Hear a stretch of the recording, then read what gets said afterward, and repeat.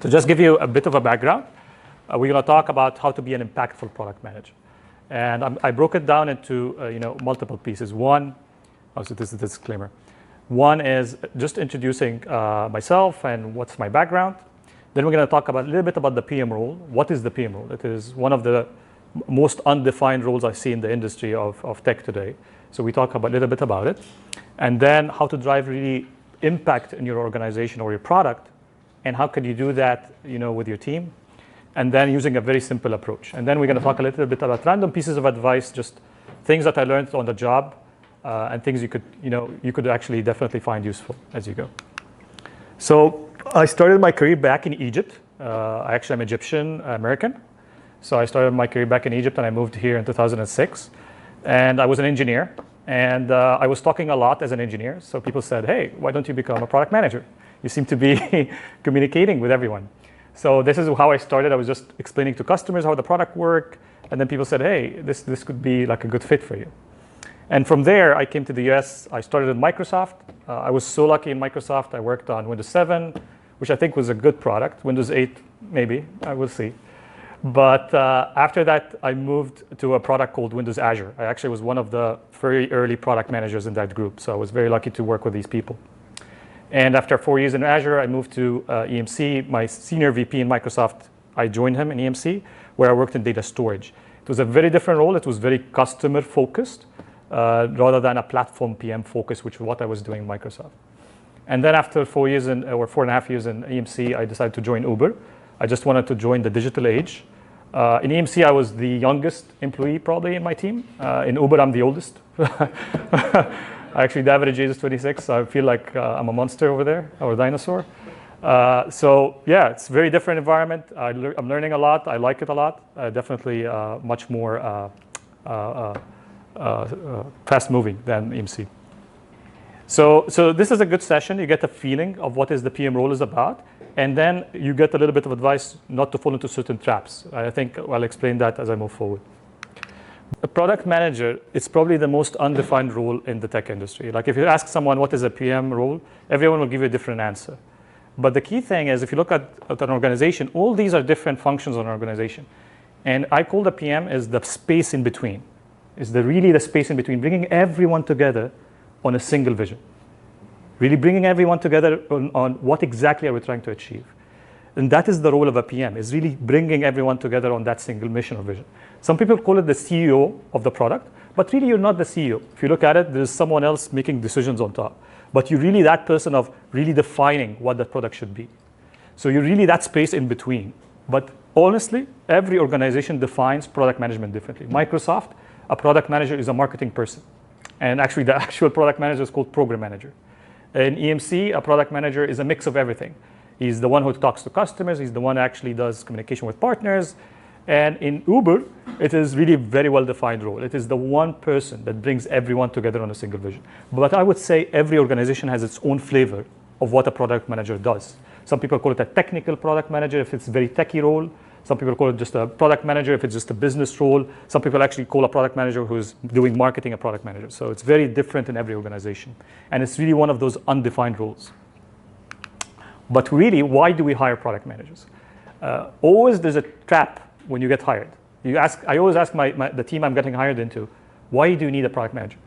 Some teams tell me, I just have a few customers. I want you to go gather the requirements. But really, is that why you're hiring me?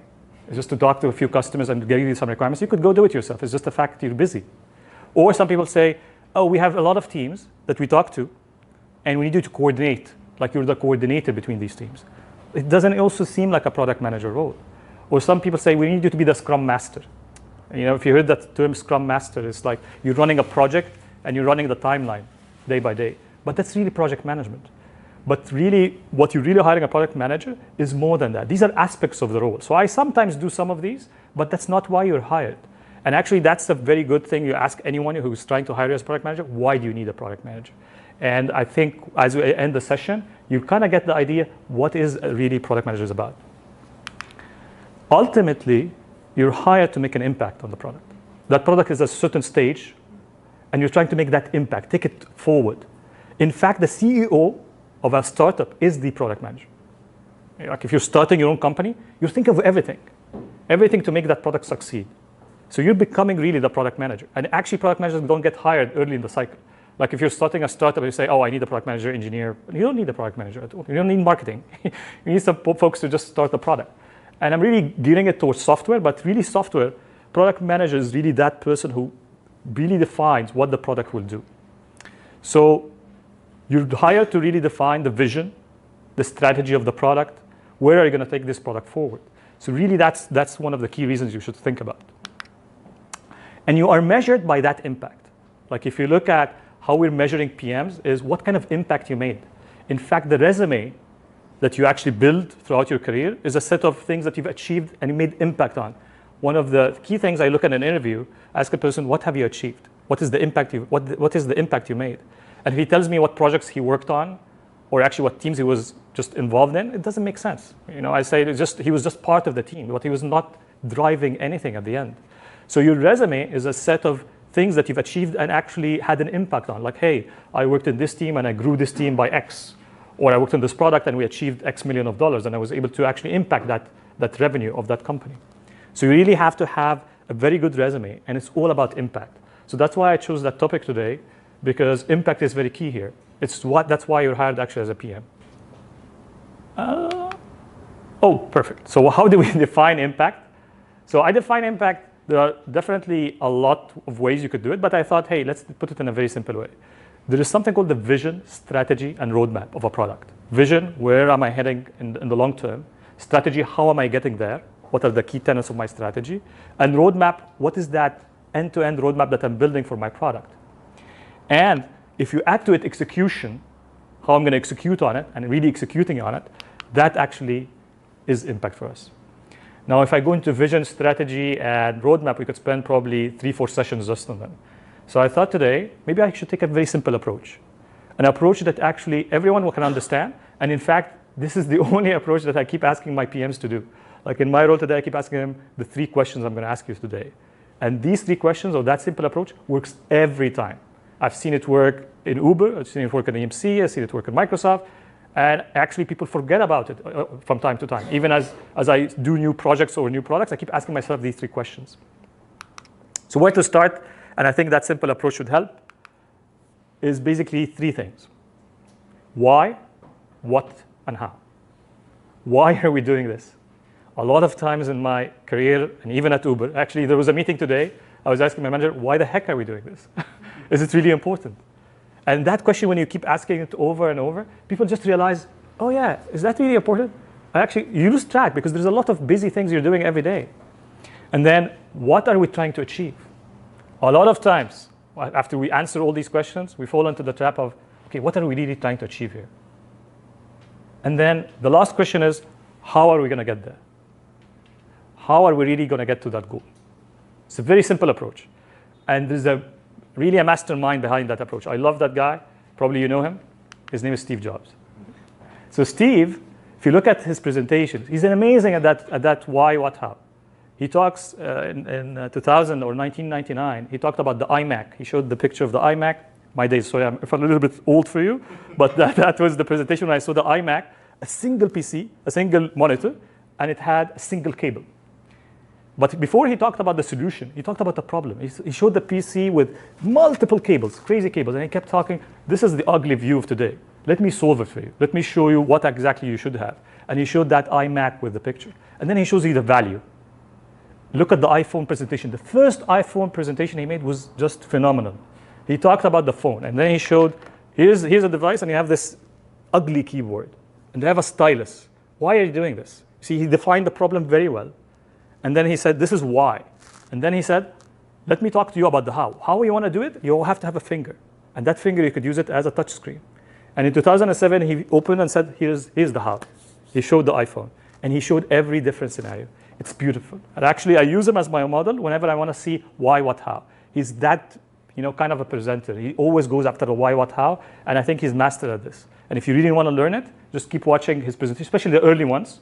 iPhones, first iPhone, the first iMac, it was really beautiful. So let's talk about the why. And I've put a few components about the why. There could be others as well I could have missed. But I tried as much as possible not put a lot and disturb you with a lot of information. So let's talk about the why. What is really the few components of the why that you need to know about? Before I move forward, does that sound good? Is that, anyone has any questions so far? Perfect. Okay, no questions. So defining the problem. In fact, there's a very important quote from him. He said, if you define the problem correctly, then you almost have the solution. And it's very true. A lot of times, the first thing you have to do is define, is this a problem we have to go and solve? If you're opening a startup, the first thing you should say, is this worth it? Is this worth my time actually spending on? A lot of people, me and my friends, will come in and say, we want to do this idea, we want to do that. But I always ask myself, is this worth it or not? Is this worth my time or not? So always ask yourself, what are we trying to solve and why? Define that problem space. It's important in the very early stage, you put your hands on the problem, understand what it is, and really outline it very well. It's a classic trap that every product manager falls into, is you jump in. If you're in an interview and someone gives you, basically we do that trick. We sometimes give a person, hey, here's a question. But that question is lacking something. Is lacking, where is the problem? You need to probe that. One of the failures in an interview for a PM is that he doesn't probe. He doesn't ask more questions. You should ask, can I ask you a little bit, what are you trying to solve here? What impact are you trying to do here? And when you start asking these questions, the person who's receiving, they say, yeah, he's a smart guy. He's trying to ask me, okay, what am I trying to achieve here? So it's very important that you define that problem space very well before you actually dig into it. And if it's a worth enough problem, the next thing you need to do is understand who. Who am I serving?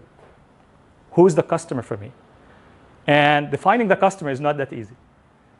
Especially, everyone has a misconception about the customer.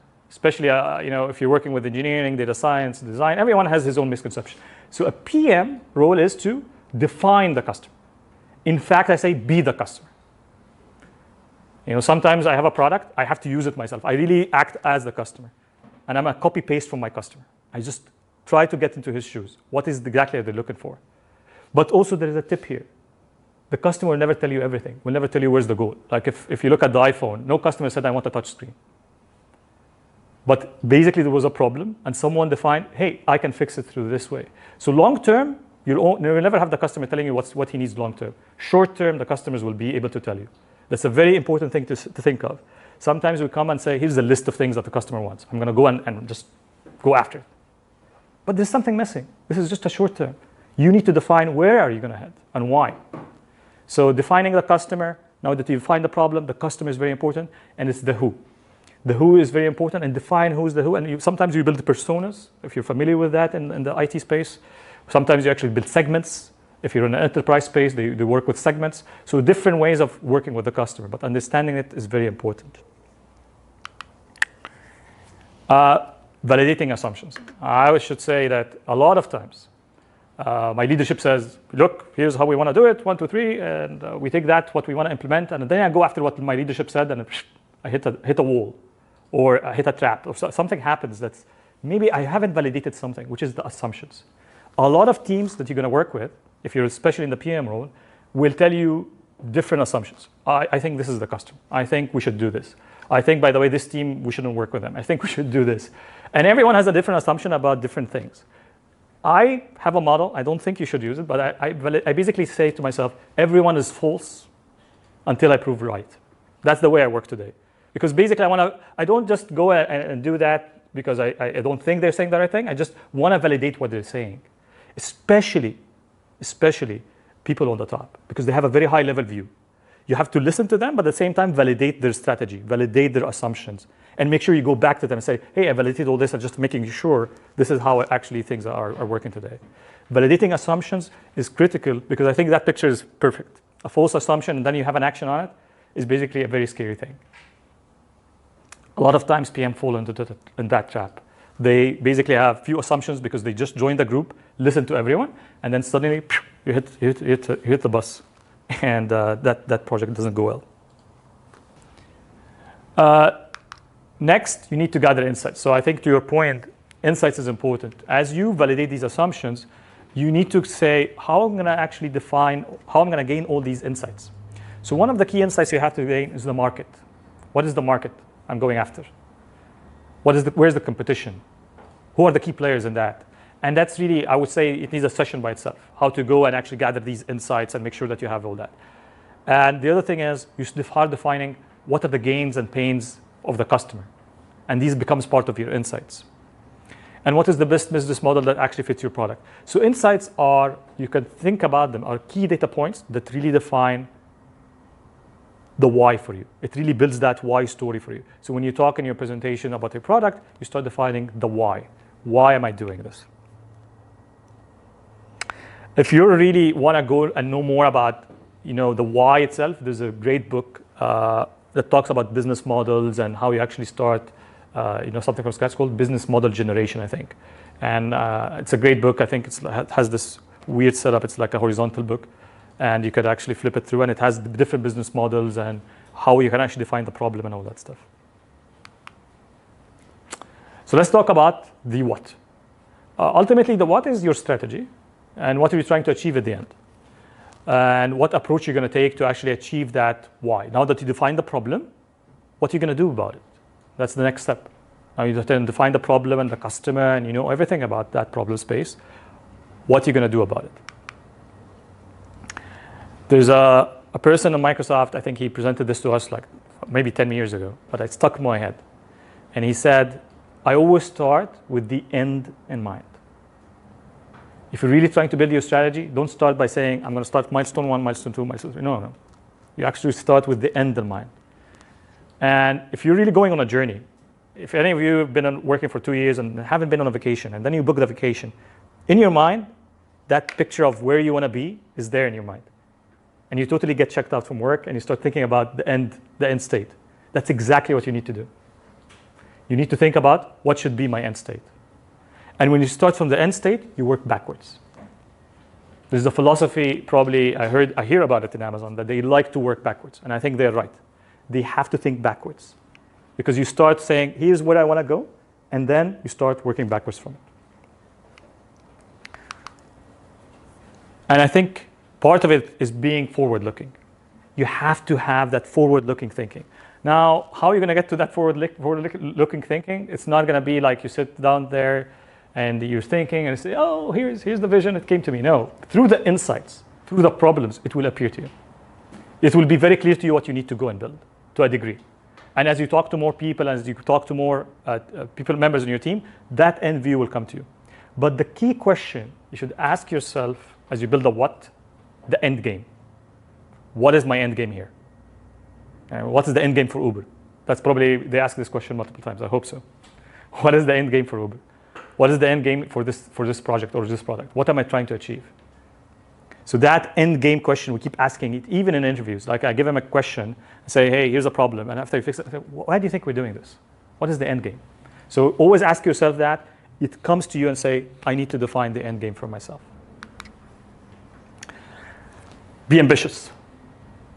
A product manager has to be ambitious. If you're really a pessimistic person, don't become a product manager. Just my advice, don't. You have to be really optimistic. Like people tell me, are you like that at home? Of course not. I'm not like optimistic all the time at home. But when I come to work, I'm really optimistic. I'm cheering up. I'm saying, this is where we want to go. And that's actually ultimately why you're there. Engineers, they should be pessimistic. If they're really optimistic, then be scared. Because they will promise you things that they will never deliver. But you really need to be that optimistic person in the room. You really need to be, hey, this is where we need to be, and be very ambitious. The goals should not be achievable right away. If you're defining a strategy that's so achievable, it's so easy. Anyone could do it. It's not really a challenge for you. You have to define something that's really challenging for you and your team and excites your team to go there. I was just cheering for my team yesterday about where we want to be in end of 2019. And the things I was saying, it was to them impossible. But actually, I have to keep telling them it is possible. Steve Jobs did something. I'm going to reference that guy for a few things. He really did a few amazing things beside the iPhone. He really went into people and said, I want the mouse to be that thin. And people said, you're crazy. Just go away. That was in the 80s. Until he actually achieved it. Basically, he just inspires people to do that by making sure they see the bigger picture, by making sure that he's persistent in his ask, by making sure, okay, can you see where I want to go? You won't be there right now, but you will be there in the future. So key thing is always be that ambitious. And you have to be optimistic. If you're on a day very tired and you feel you're pessimistic, don't go to work. As a PM, just don't go to work. You just depress everyone around you. In EMC, we had a concept called BHAG, BHAG, big, hairy, audacious goal. Okay, what is your BHAG? Like you go in and you say, okay, I want to achieve X million of dollars. You tell you, what is your BHAG? It is probably 1.5 that. And this is your ambitious. This is where you want to be. And they try to push you towards that BHAG. So organizations, they want that ambition moving forward. Your vision, as I talk about ambition, it needs to still be grounded in reality. You cannot just be a PM and say, oh, I want to do this dream. It's really beautiful. And you feel so fluffy. We call it, hey, he's a fluffy product manager. He's just talking about stuff and he's not going to achieve it. You need to be grounded in customer needs. Are these really customer needs that you can achieve or not? So you need to bring yourself back to earth. Once you start defining that ambition, bring back yourself to earth and reality and really define, really that's how I actually want to be. One key thing about a customer, you're either fixing a pain, relieving a pain for them, or you're doing something like creating a gain for them. This is the only two things you can do for a customer. Either he has a pain with your product, so you're fixing it, or he has a gain. So always think for your customer in that sense, what am I doing? How am I actually in reality getting that to them? Defining success. So I think to end the what, you really need to define what success looks like. Because if you're really painting that rosy picture, you really now define the problem space, what is your success then? What is the KPI you should measure? Now it needs to be something measurable. Preferably these days, if you look at Google, look at Uber, Facebook, they all go and say, give me the KPI you're actually going after. What is the measure you're going after? And in any interview of any of these companies, you always start with a problem. You have to talk about success. You have to talk, okay, how you define success for that problem. Same thing when you're doing a product. There has to be some KPI that you measure success for. And it's important. I'll tell you why. Because let's say you developed everything and now you're moving into the roadmap and developing things. How do you make sure that this is actually achieving the goal that you actually put in the start? You really need to go and define then what is the KPI and then measure against it. So it has to be something measurable. Whether the number of users, whether revenue, whether cost, something has to be measurable. Okay, let's talk about the how. Now that you find what is the problem, now you know where you're going, how are you going to get there? I think if you look at it, product managers initially used to stop here, at least in most of organizations. But now product managers has to do even the how.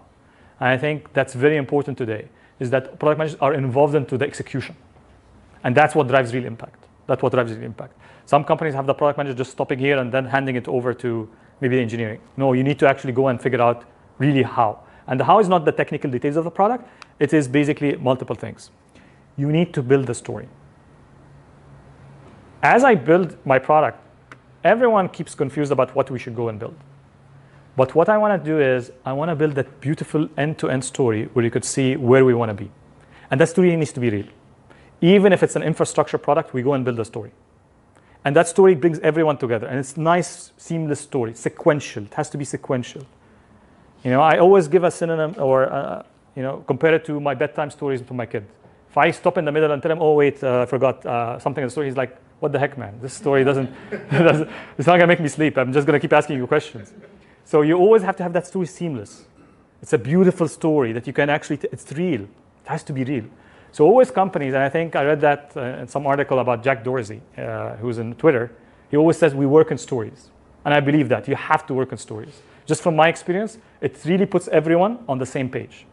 So as you draw the how, draw that story end to end. Whether it's a consumer product or even a technical product, you have to have that story. Defining the big bets. In that story, there are certain pieces that you're going to build. And I put a picture of rocks because in Uber we call it big rocks. Like when I first joined, I was so confused. I was saying, what are big rocks? I'm like, what the heck, man? What big rocks? I didn't understand exactly what is the big rock thing. But they basically explained it to me. These are the big bets of your product.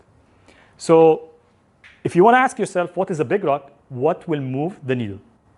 What will make this roadmap go further? The strategy to be achieved. So you have, as you look at your end-to-end story, put your big rocks, the things that you actually build and actually move the needle for your product. So these are things that you'll have to define as a product manager, and these are very critical pieces of your roadmap. Build it bottoms up and top-down. So if you're working as a product manager, you always have few engineers you're working with or a team you're working with. And that's what we call their ideas are important. Now, product manager is not the smartest person in the room. In fact, you have to actually use that collective energy around you. So one thing I do is I put the themes. Here are the things that we want to achieve and why. And then we did an exercise and say, go figure out ideas. And they come and amaze me with their ideas. Because they now focus, their energy is focused on solving these problems. And they come and amaze me. That's bottoms up. The engineers giving you what they want to actually do. Top down, your leadership has certain goals that you need to align to because it's on your organization and strategy. So they come in and say, hey, we need to achieve this in the following year. These are top down. And this becomes your, basically how you build your roadmap. You build it bottoms up, top down, and also sideways with your partners as you work with your partners. So it's very important you think about how can I build a roadmap? And to build a roadmap with features, you basically set some themes and then you ask your team, let's think about the features that map to these themes. Taking small steps. Never go and say, I'm going to achieve everything in one shot, or everything will come end of year, or it's just a one-shot plan. It has to be into steps. Iterative approach has proved to be very successful, especially in tech. You have to have an approach where you say, every 3 to 6 months, I have to achieve something. I have to get something out. And usually, 6 months is a good number. You plan your roadmap 6 months at a time. Of course, you have a long-term vision to go there in maybe a year or 2 years, but always plan 6 months at a time. It actually gives you some rigor. And don't try to be specific on the long term. Only be specific on the short term. Very specific on the short term, and we define requirements and you define every detail, but on the long term, a little bit fuzzy. And by design, because you don't want to give every detail. You don't know yet. Maybe you'll change. Maybe you'll improvise on that plan as you move forward. So that's give you time also to change your plan, change your thinking as you move forward. And as you improvise your plan, you come and ask yourself why, what, and the success. You have to keep asking these questions as you move along the way. So actually, you could tell a story in multiple ways. There is a PowerPoint, you could use it as a tool. I actually had designers build a cartoon for my product, like a nice cartoon story for my product, just animation and stuff. And this was like a very, very sketch-based drawings, and that we built a story for. So you could use multiple ways, and the story has to be high level. Never go in the story into the specifics and details until you actually start going into the definitions of the product. Because what you want to bring everyone on is what you want to achieve. And then after that, they agree, this is what you want to achieve, let's define the details. Okay. So random pieces of advice, communicate up, down, and sideways, or across. You as a product manager, your job is to communicate. If you're working in a tech industry, the job of an engineer is to write code. Your job is to communicate across. If you're not communicating with anyone and you're developing this vision in the office, I can tell you it will fail. 100% it will fail, even if you're the smartest person on this planet. You have to communicate your vision up, down, and across, especially if you're in an organization more than 100 people, or more than 10 people, I should say, because you're communicating with everyone and telling them what you're actually doing. And there's a lot of misconceptions around you. And as the organization grows, your communication starts to go more and more. In fact, I communicate too much that I'm so tired I don't talk at all besides my work. And even my family telling me, are you really that quiet all the time at work? I said, no, I'm always talking. And that's the problem. You get tired and you say, okay, I don't want to talk anymore. But you really have to keep communicating all the time in your organization. The wrong customer. It is so important that you define who's the customer and define the right customer. I developed a product in AMC where the sales team decided they're going to sell it to some customers who were doing something different than what we designed it for. What trap did I fall into? They started asking for special features that were never part of my vision or the roadmap. So we started saying, oh, hey, how can I satisfy them? And then you had conflicting priorities. It is so important you define who's the right customer for your product. Who's the right customer for your product is extremely important. If you go after the wrong customer or the wrong demo, then you're actually going to find yourself doing the wrong vision. So you have to say no. A lot of the product manager role is to say no, not yes. So if you're working in an organization, especially with a very heavy sales team, you really need to go to them and say, no, I'm not selling it here. I did not create that product for here. It will not work here. So that is very critical for any product even. You have to really figure who's the demo for your customer.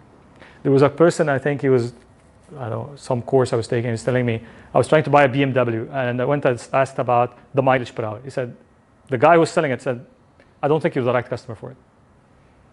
You're not asking a BMW for the mileage. You're asking for it to cruise around and play around, speed up. That's why you're buying a BMW. So think about it. Who's the right customer? And you don't find BMW really talking about, this is the most amazing mileage per hour. In fact, it's the worst. It's like 23 miles per hour or something like that.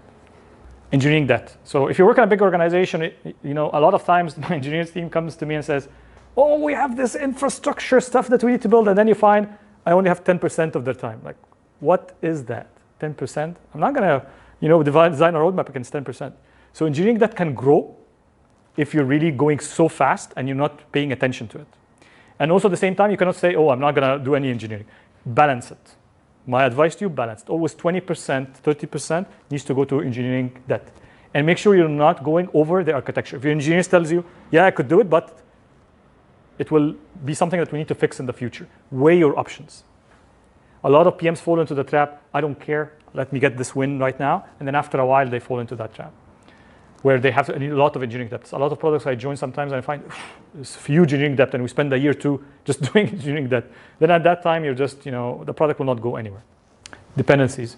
If you're working with the teams and it's a large organization, your biggest enemy is a dependency, because you depend on them, and then suddenly before you release, tell you, oh, something happened and we won't be ready. Especially if you're early in the cycle, try not to take any dependency. That's usually my validation is try to build it, and then after a while, as you grow and need to scale, maybe you can take more dependencies. But the more dependencies you have, the more headache you will have. And the more the headache you will have, the more less time you'll actually be focused on delivering the product. So take dependencies when they need to, not because, oh, it's an easy thing, I'm just going to do. And always take the dependencies and make sure that you validate with them where are the roadmap, align it very well. But dependencies are key. They can either bring you down or lift you up. I believe when I was working on Microsoft, Xbox team at that time, long time ago, they take 0 dependencies. They like to be siloed. I think that was in 2007, 6. But after that, they opened up because now the product is becoming growing and growing. But the thing is, they started in a very, on their own world. They even had their own look and feel in terms of the campus because they wanted everything. They wanted to build everything on themselves. They don't want to, have dependency on everything. Even they didn't use Windows in the start. They were using their own product. Use the force. So I learned that the hard way. Every organization has a culture and has a force that's pulling you towards something. And that force, you have to identify it and figure it out and then use it. Good example is Microsoft. The force is the ecosystem. If you develop a product and say, I don't care about integrating with the ecosystem Microsoft, you will go nowhere. You have to integrate with the beautiful ecosystem that they built. If you look at, in my job in EMC, it was, they are great at selling a product. And that product is, they can sell a box. They're really amazing at that. They're really one of the best companies to do that. But maybe if I go in a different approach, maybe that's not the right approach. Uber, it's about the experiment. If I want to do something, I have to run an experiment to prove my point. And I'm saying every time you'll find the force different as the company matures. But the thing is, there's a force or a culture inside a company. Use it. Define it and use it. Don't go against it. If there's a company that has a certain culture, try to find what is that and how can I actually take advantage of it to achieve what I want to do. Okay, this is a very random advice, but there's an inner voice in every human being. I believe that. And that inner voice is your gut feeling. They call it here the gut feeling. But in my tradition, that inner voice is actually you. And that inner voice is actually telling you something and you're not listening. Sometimes you could use anything, yoga, whatever, but listen to that inner voice. Listen to that gut feeling that you have. 99% it's right. So just a random advice. I'm not sure it's a product manager advice, but I thought, hey, let's keep it out there. So folks, you can say, oh, I'm hearing this buzz feeling that this thing is going to fail. Usually it fails. Usually in my sense it fails, but I'm afraid to take something. The logic doesn't make sense to me right now, but there's a gut feeling. Listen to it, and always I try to meditate and say, is that thing trying to tell me something I'm not listening to? And I think when I clear out the noise, that voice comes up to me somehow. You are it, and this is my last advice. There is no one in your company, if you're the product manager, is thinking about what are you doing and who and why. It is you. You are the person, or you are the one that's actually bringing everyone on the single vision. If you think there's another team somewhere trying to think about it, no. Like if I'm in my team, there is nobody in my team going to think about that except me for now. I need to think about every day, why are we doing this? What are we doing? What are we trying to achieve? And how are we going to get there? So in a nutshell, you are it. And thank you so much for today.